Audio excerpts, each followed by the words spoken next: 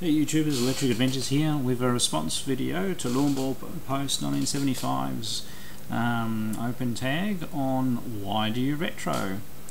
Well, I could just say that I'm an old bugger, I suppose, but it harks back to the day, back to the days. I, in college, was interested in rockets and NASA, and was doing physics and maths and things like that. And but then I stumbled across a terminal in the school that allowed me to log into a mainframe computer. Sorry, this is starting in high school, late in high school. That's all my high school had, was one VDU terminal that logged into a mainframe or a mini computer at a computing centre.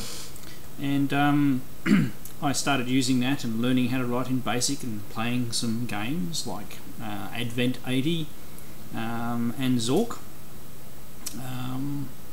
and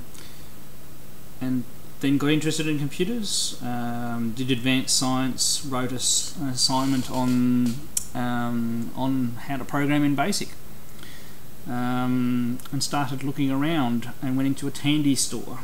There at a Tandy store I met another fellow who was actually younger than me, who introduced me to the TRS-80 computers and how the guys in the stores let kids like us play on the computers as much as we wanted, because it helped them sell the computers to the public.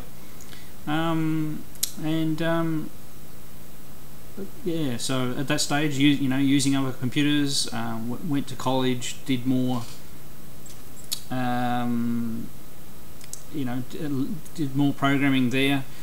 Got introduced to the BBC Micro in my second year in college. In the first year we only had 3 teletype terminals and 1 VDU. In the second year we got BBC Micros actually in the classroom, so we got to use them for the first time. They were great fun. And I kept on learning, and I also got a job at a game store which was called Let's Play Games. Now they sold a lot of video, as well as board games and chess boards and things like that. They sold the Game & Watch games, and they sold Atari video games. Now I'd encountered Atari video games when I was younger, because one of my friends had an Atari, my next door neighbour had an Intellivision, so always did love playing games and going to the arcades. And it's just a period of my life where I was continuing to grow and learn and become the person that I am today, which is a computer programmer. Don't get to program many games nowadays, it's mainly boring old business applications. But every time I fire up a console or turn on a retro computer and start playing with it, it takes me back to those days when I first learned how to program. And the very first computer that I bought and actually owned myself, I sold my Lego, my train set, my Fisher Technics, and my Meccano sets.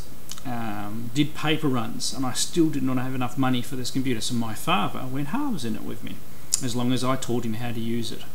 And one of my fondest memories is of, it was the TI-99-4, we had the Space Invaders cartridge for it, and we also had Parsec.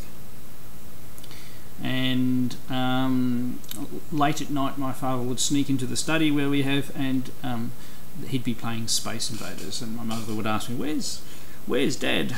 And we said, oh, I don't know. And we went and opened the door, and all we could hear was the sounds of Space Invaders being played. So it brings back very fond memories. I can remember sitting in that study with playing things like Dire Straits and Pink Floyd, and starting to program. And it just brings back so many fond memories. And as far as modern games concerned, I do play modern games, but I find that it takes me ages to finish them, because they just require so much attention.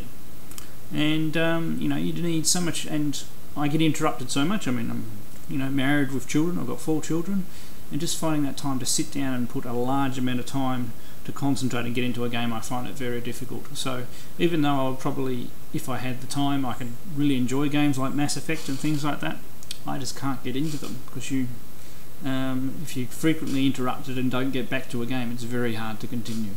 I mean, as an example, I love Uncharted. I've been playing Uncharted now for 3 weeks.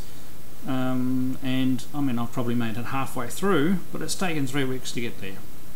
Whereas I can grab a pile of games off the shelves here, or some some discs, and sit down in front of the consoles and have a session of all different sort of games. I keep a high score list to see if I can beat my own high scores, and have a lot of fun, and I just enjoy doing that more. So there you go, that's why I'm retro.